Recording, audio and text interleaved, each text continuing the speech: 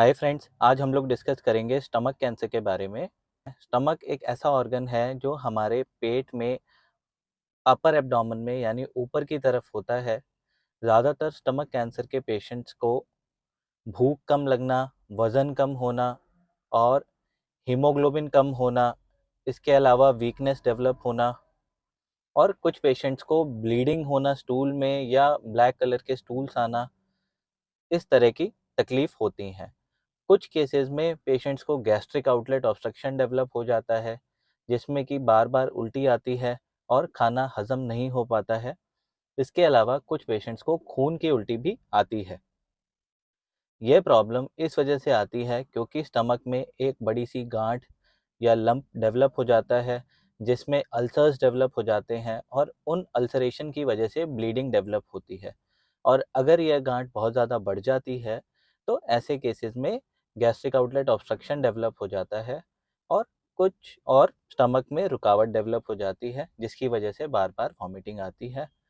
और अगर ज़्यादा स्टमक कैंसर एडवांस हो जाता है तो कुछ केसेस में बाकी ऑर्गन्स में या आसपास के ऑर्गन्स में भी स्प्रेड हो सकता है।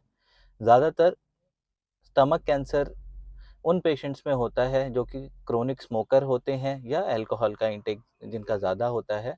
इसके अलावा जो लोग बहुत ज़्यादा चाय कॉफ़ी पीते हैं या बहुत ज़्यादा स्पाइसी फूड खाते हैं या रेड मीट का कंजम्पशन ज़्यादा करते हैं, उनमें यह प्रॉब्लम ज़्यादा देखी जाती है। इसके अलावा कुछ ऐसे पेशेंट्स होते हैं जिनमें जेनेटिक होता है, जेनेटिक भी होता है जो फैमिलीज़ में रन करता है। अब अगर कोई ऐसा पेशेंट है जिसको सस्पेक्टेड है कि इनको स्टमक कैंसर हो सकता है, तो उन केसेस में हमें टेस्ट कराने चाहिए। जो सबसे ज़्यादा इम्पोर्टेंट टेस्ट है वो है एंडोस्कोपी एंड बायोप्सी।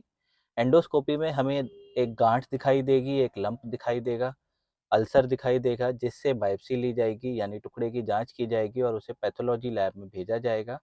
अगर पैथोलॉजी में हमें कंफर्म हो रहा है कि यह स्टमक कैंसर है, तो उसके हिसाब से हमें आगे सीटी स्कैन या पेट स्कैन टेस्ट कराना चाहिए, जिससे हमें यह पता चलेगा कि क्या स्टेज है इस ट्यूमर की और कहीं और स्प्रेड तो नहीं हो गया है। क्या यह ऑपरेशन की अभी कंडीशन में है या प्रॉब्लम ऑपरेशन की कंडीशन में नहीं है। अभी की रिकमेंडेशन स्टमक कैंसर के ट्रीटमेंट की यह है कि अगर स्टेज 1 है या स्टेज 2 है तो इन केसेस में हम डायरेक्टली ऑपरेशन के लिए जा सकते हैं। ऑपरेशन में हमें स्टमक का अगर डिस्टल है यानी लोअर एंड में अगर ट्यूमर है तो आधा स्टमक हमें निकालना पड़ता है, साथ में आसपास की लिम्फ नोड्स भी रिमूव करने पड़ते हैं। इसके अलावा अगर स्टमक कैंसर स्टमक के अपर एंड में है तो पूरा ही स्टमक रिमूव करना पड़ता है और उसमें जो फूड पाइप है उसे छोटी आंत से जोड़ने की ज़रूरत पड़ती है। साथ में आसपास में जितनी भी लिम्फ नोड्स हैं जो स्टमक में ड्रेन कर रही हैं, उन सबको भी रिमूव करना पड़ता है, जिसे हम रेडिकल गैस्ट्रेक्टमी कहते हैं। तकरीबन इस ऑपरेशन के बाद 5 से 6 दिन लगते हैं पेशेंट को हॉस्पिटल में रिकवर होने के लिए।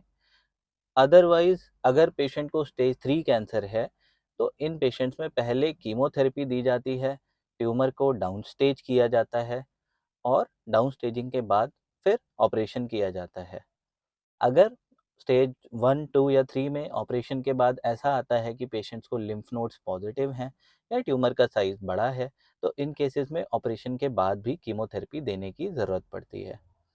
दूसरी तरफ अगर यह देखा जाता है कि ये स्टेज 4 कैंसर है और आसपास के ऑर्गन्स में या डिस्टेंट ऑर्गन्स में यानी दूर वाले ऑर्गन्स में स्प्रेड हो गया है, तो ऐसे केसेस में ऑपरेशन नहीं किया जाता है। ऐसे केसेस में केवल कीमोथेरेपी दी जाती है या इम्यूनोथेरेपी का भी इन केसेस में रोल होता है। स्टेज 4 कैंसर है तो किन केसेस में ऑपरेशन की ज़रूरत पड़ सकती है? जिन केसेस में एंडोस्कोपी से वॉमिटिंग को या ब्लीडिंग को कंट्रोल नहीं किया जा पा रहा है, उन केसेस में कैंसर के ऑपरेशन की ज़रूरत पड़ सकती है। स्टमक का वो पोर्शन जिसमें ट्यूमर ये सिम्पटम्स बना रहा है, उतने पोर्शन को रिमूव करने की ज़रूरत पड़ सकती है। और अगर आप इससे रिलेटेड कुछ जानकारी चाहते हैं तो आप हमसे कॉन्टैक्ट कर सकते हैं। Thank you.